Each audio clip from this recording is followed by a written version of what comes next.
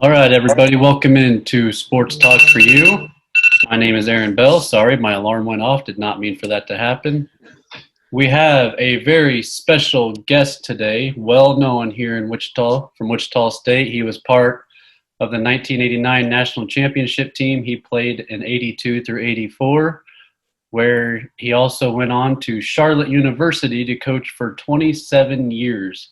So taken after Gene Stevenson, he's coached for a long time. In 2019, he was hired on by Wichita State as Director of Baseball Operations and as an assistant under head coach Eric Wedge. Please welcome in Loren Hibbs. Hello, Loren. Hey, guys. How's everybody doing? Pretty good. How are you? I just want to thank you for being here with us because I know how busy you guys are with fall practice and scouting and recruiting and all that stuff. This is all good, and I appreciate you all having me on. We had pretty good practice today, so got home, got some dinner, took a shower, good to go, man. Good deal. Good to be on here. Yeah, I want to get into this because, man, I was so excited. 13-2 season, and then COVID hit, and it's just like, bam. I mean, I think you guys made it to top 15 RPI, 13-2. You beat really good teams. How did that affect the team and these seniors and even the incoming freshmen that were having heck of good seasons and just, bam, they had to stop playing? How did that affect them?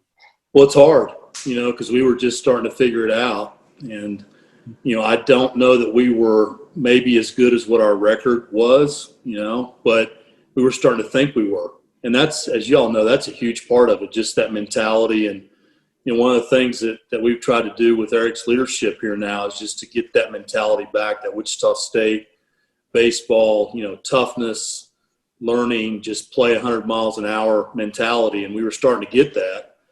And then we got shut down, and, it was the right thing to do, I think, considering all what's happened since March. But hard for our players, hard for them to understand. Really had a negative effect on our development there because we lost 8 weeks or whatever the season. But we kind of made it up a little bit this summer.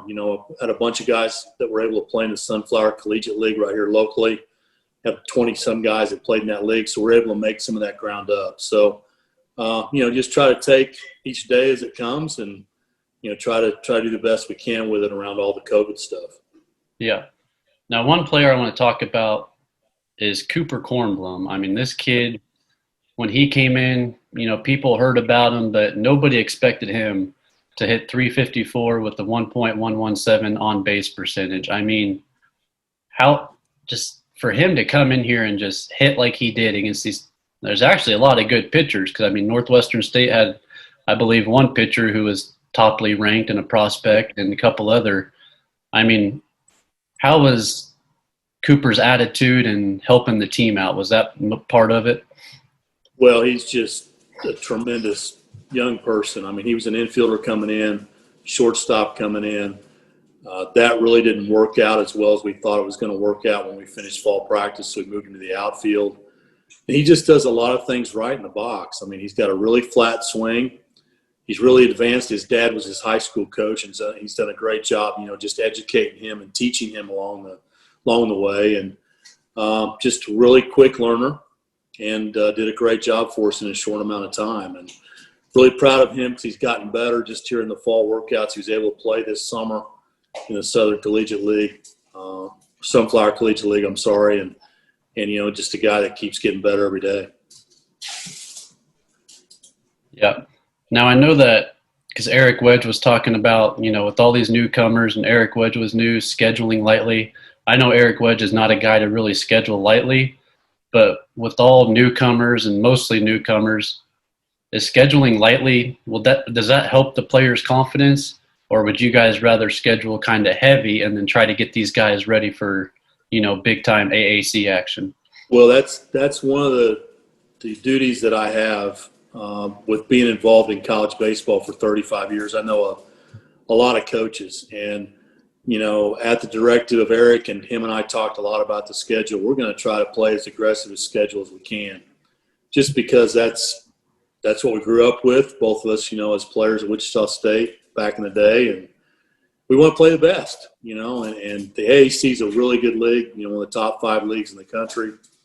And we feel like the best way to prepare ourselves for AAC play is to play a really good non-conference schedule. So there's going to be some things coming out in the next few months that are going to really, I think, kind of perk people's interest around here with some midweek games if we're allowed to play those, based on the COVID issues, and just our non-conference, weekend series, and trying to challenge ourselves on the road a couple of times, with road series and trying to play as difficult a schedule, as we can play.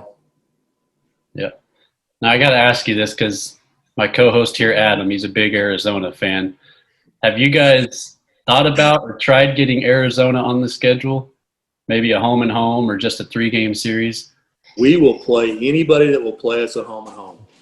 I mean, let's just get that out there right now. It doesn't matter if it's Florida, if it's Arizona, if it's, Dallas Baptist, if it's whoever. We'll play whoever will play us at home and home. And, I think that the challenging thing is for some programs and for some leagues, like the SEC, for example, they only have 4 open weekends on the front end before they start conference play. So they take those 4 weekends and they want to play the majority of those 4 weekends at home, which I understand that. We've had discussions with Florida and other schools that are in the SEC about playing, and it becomes a little bit of a challenge with only 4 weekends. But you're going to see moving forward, we're going to be in some tournaments that are going to really get people excited. We're going to play some non-conference road series that are going to really get people excited. We're going to have some home games that are going to really make people understand that we're trying to play the best we can possibly play.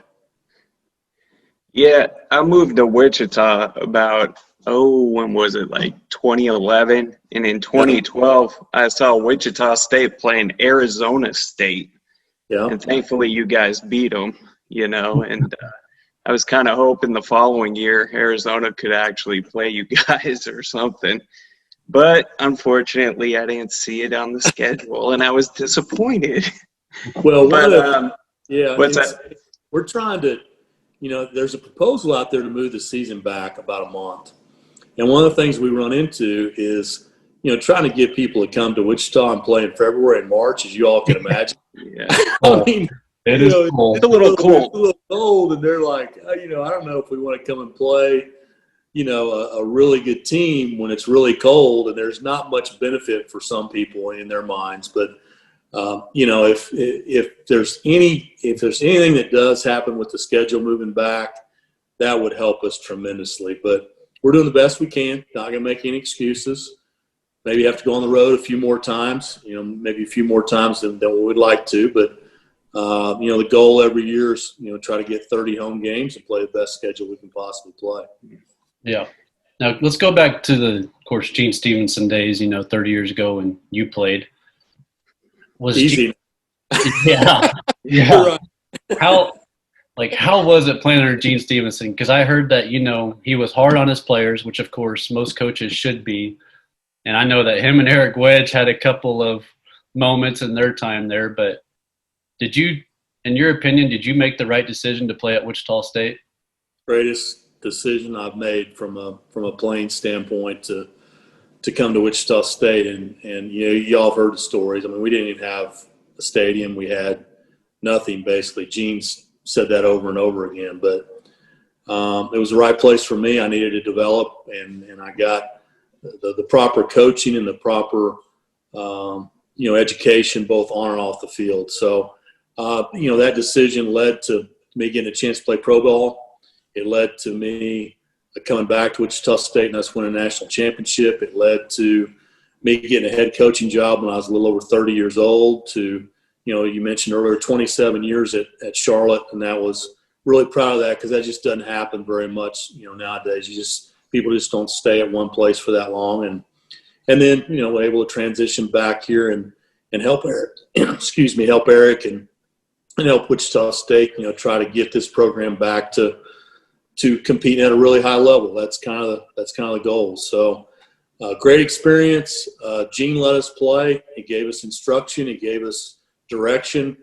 But it was fun to play, for a Gene Stevenson coach team. Yeah, my Dad remembers that '89 championship team, and he was kind of mad because he had to go out of town with his sister that day. And then when my brother or my uncle called him, telling him, "Hey, Wichita State's down to the last strike," they flipped the TV on in the hotel room, and then they got back and they went out to the X Stadium for your guys' come home party. So, I mean, I was so excited when Eric Wedge got hired on, because I know that, you and Wedge have played under Stevenson. You guys know his game, and I know Wedge is going to be a hell of a recruiter. I know you help him out with that too, and you guys have already recruited some top prospects. I mean, I follow them on Twitter and see their stats, and I am excited for these next 5-6 years coming up. Well, and it's pretty simple. I mean, and Eric talks about it all the time, and I agree 100%. We're going to be fair.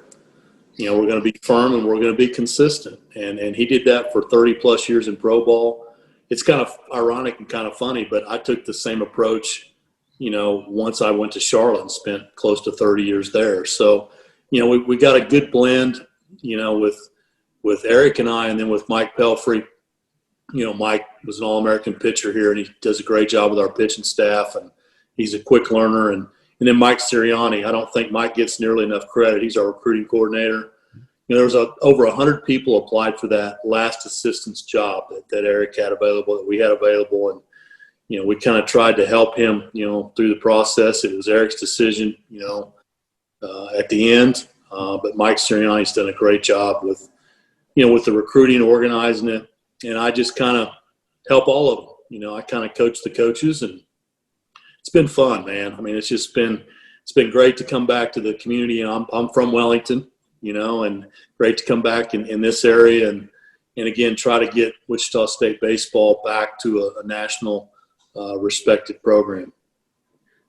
I have a question for you. Like for this past season or whatever, before COVID hit, when you guys, Eric took the job, and when people were like, yeah, Wichita State is probably going to finish last place, what is your sure, you could say, hey, guys, go out there and just, prove them wrong. But when you get something like that, what's your approach to the season and what you need to work on to maybe, help them be successful to where you're not in last place? We were picked to finish last. You are correct. And that's a first. When I was here previously, we were always picked to finish first. Yeah. So, I mean, honestly, it was like your initial reaction is you're pretty pissed, to be honest. Right. And then it's like, okay, we know what we've got. We know what we need to do, and let's just go day by day and let's show on the field what we're capable of doing. But that's a great question. We talk about the Wichita State mentality all the time. That's been lost over the last 6-7 years. I'll be honest with you. That's not being negative towards anybody or anything, any of the players or any of the coaches that have been here previously. But it's just a reality.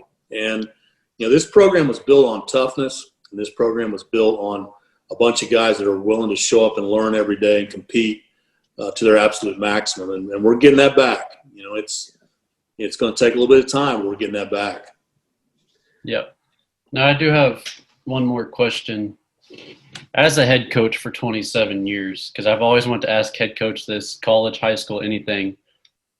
I know that, some coaches have their struggling years, and you're getting beat 14-2, 15-1 in those games.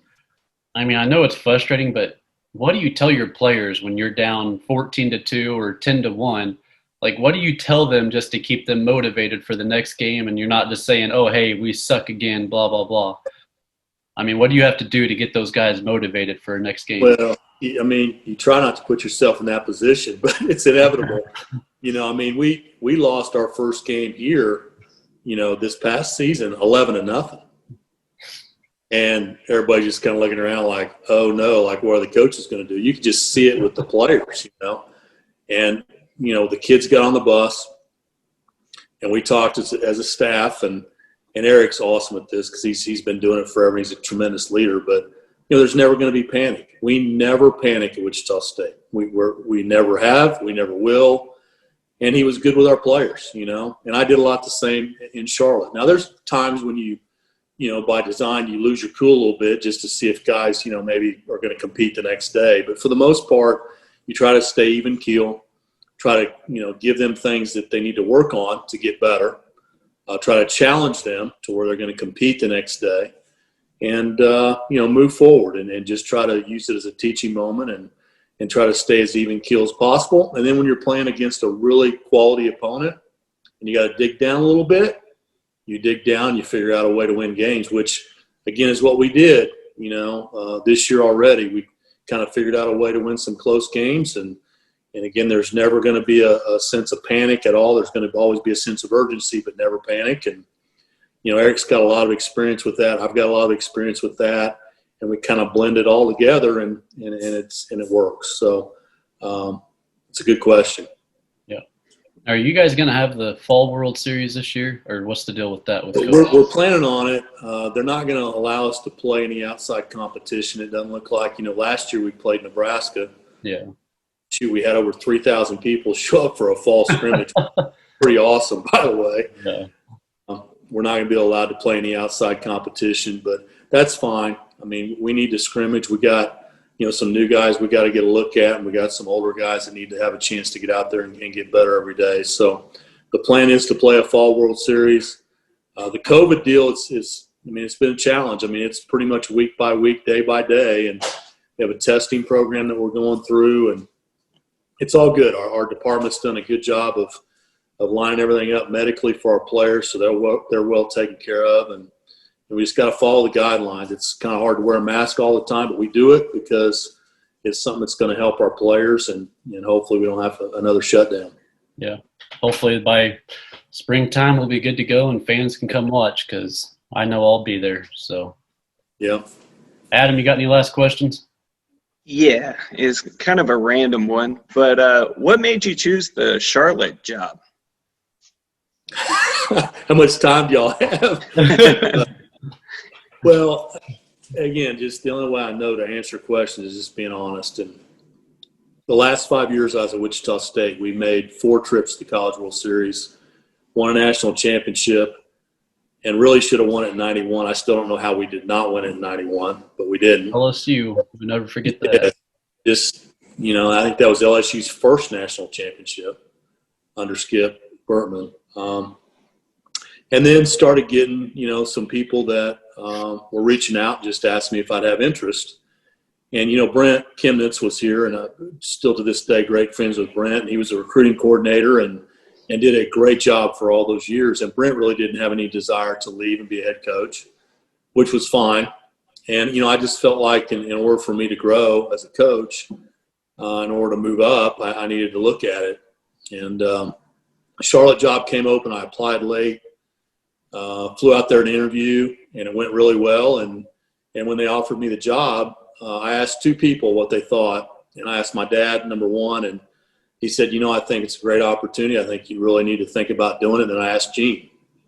And Gene told me straight up, he said, I think you're ready to be a head coach. He said, there's going to be stuff that's going to happen that you're maybe not prepared for, but I think you're ready if you want to do it. So they offered me the job. I told them that was in February of 92, and I actually told the athletic director at Charlotte at the time that I couldn't come because I wasn't going to leave Wichita State right in the middle of the season like that, or right at the start of the season. Yep. So what they did was they actually hired an interim coach for the 92 season, and then I finished with the College World Series appearance here in 92. We got eliminated by Oklahoma, and actually didn't move to Charlotte until June of 92. So, kudos to Charlotte for allowing that to happen and making that happen, and also to Wichita State and Coach Stevenson for allowing that to happen. So it was a great experience out there. Had, just so many positive things that happened. Really proud of what we did. We left the program in a great state there. They're going to continue to get better. And left it in a good spot, and now get a chance to come back to my alma mater and try to get this thing right out here in Wichita. Yeah. Well, Loren, we're glad to have you back here in Wichita. And, again, we're praying for a season come springtime. Fans can come out and we just want you guys to be safe and keep those masks on, and I'll be watching the Fall World Series, or at least getting updates on it to see how these young guys do. So all good. Thank you guys for having me on. Anything we can do to help you, just let us know, okay? all right, thank you. All right, thanks a lot. See you. Thank you. Yeah. All right, that's going to do it for our show today. Thanks to Loren Hibbs for joining us. Again, hit the subscribe button at the bottom right of your screen. We will have more shows coming up. We will see you guys next time.